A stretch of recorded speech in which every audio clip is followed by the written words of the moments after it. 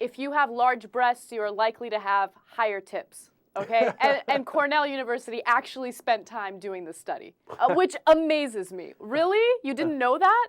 Yeah. Thinner and blonder waitresses also get higher tips. See, but that's wrong. You see that? I can live with the breast one. Okay. They did a scientific study. They break it down. They're like, yeah, no, yep, larger breasts, bigger tip. Absolutely. Okay. They break down the numbers. I would love to be the researcher who's like, well, she's kind of in the middle. I'm not sure which category she goes in. Oh, no, that one's flat chested. That one, yeah, let's see if she gets bigger tips. That one. Okay. So that's a fun research project. But then the part that's wrong is, okay, and skinnier, I also get it. Sucks, but I get it, right?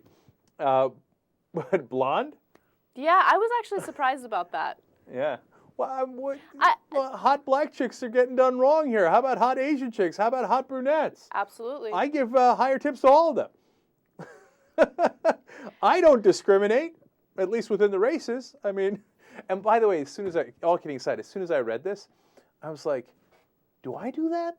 I was like, I don't think I do that. I think I give a pretty standard tip. Mm-hmm. And I was like checking myself because, you never know how these things, it's so subconscious. So many people are not aware they're doing it.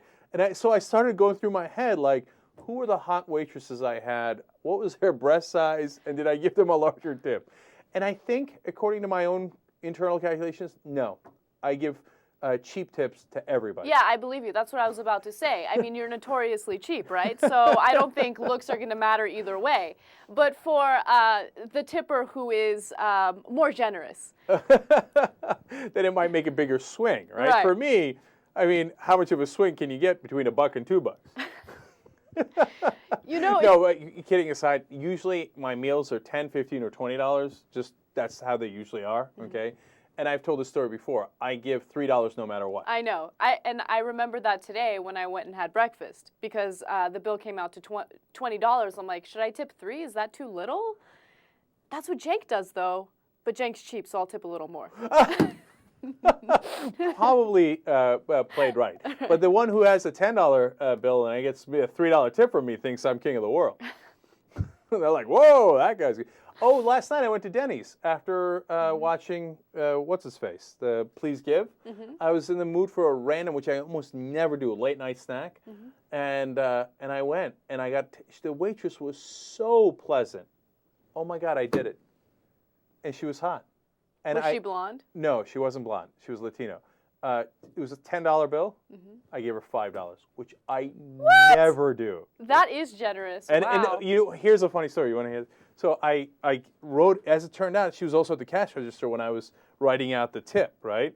And so I was like, oh, she's here. So I was like, right by her. I'm like, $5. Turn around. She didn't react at all. She's like, oh, okay, thanks. I was like, she's probably used to getting big tips because she's got big boobs. I'm like, that's a 50% tip. What are you doing? Come on. And I was like, okay. Walked out. But I swear to you, I promise to you, okay, I'm a good lib. I didn't do it because she was hot. She was a really, really sweet girl, and that went out of her way to be nice in the middle of the night. So, okay. I'm a good lib. I really am. All right, that's a fun story.